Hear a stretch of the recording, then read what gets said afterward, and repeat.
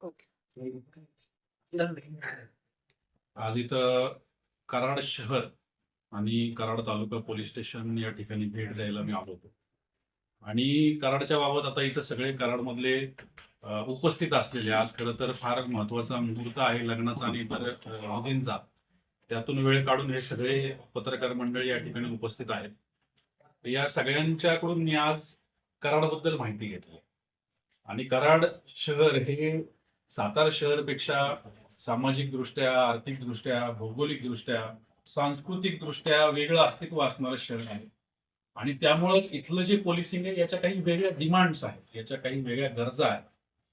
ज्या प्रमुख अडचणी कराडबाबतच्या या पत्रकार बांधवांनी या ठिकाणी मांडल्यात त्याच्यावरती मला असं वाटतं की काम करणं जास्त महत्वाचं आहे. कारण एकंदरीतच शहराच्या सुरक्षिततेमध्ये या सगळ्या ज्या बाबी आहेत, ज्याच्याबद्दल आता मी वाच्यता करणार आहे, त्या हातभार लावणाऱ्या असतात.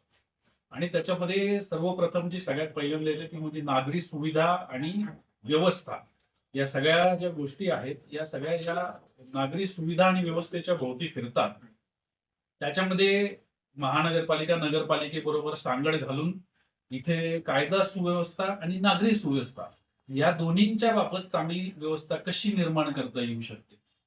आपले पोलीस अधिकारी, नगरपालिकेचे अधिकारी, इतर विभागाचे अधिकारी यांच्यामध्ये चांगलं कोऑर्डिनेशन निर्माण करून या शहरामध्ये अधिक चांगल्या पद्धतीने प्रशासन कसं राबवता येईल, पोलीस प्रशासन कसं राबवता येईल, सुरक्षित प्रशासन कसं राबवता येईल याच्यासाठी आपल्याला काम करायला लागणार आहे.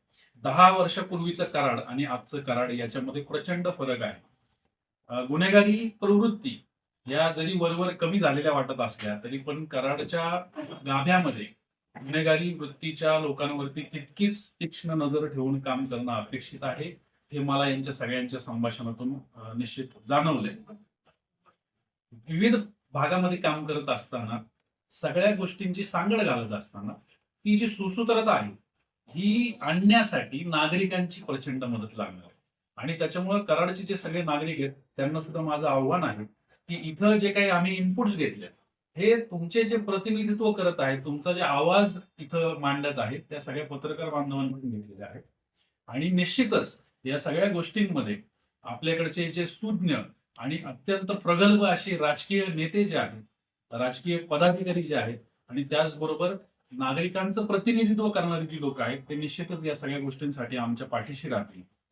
इतर बऱ्याच बाबी आज इथं चर्चेमध्ये आल्यात. या सगळ्यांवरती काम करण्यासाठी आम्ही कटिबद्ध तर आहोतच, परंतु इथून पूर्वी सुद्धा इथं जे पोलीस प्रशासन काम करते त्यांना सुद्धा या सगळ्या गोष्टींबाबतचं महत्व पटलेलं आहेच. आणि म्हणून ते सुद्धा अधिक ऊर्जेने इथं काम करतील याची मला खात्री आहे, याचा मला विश्वास आहे.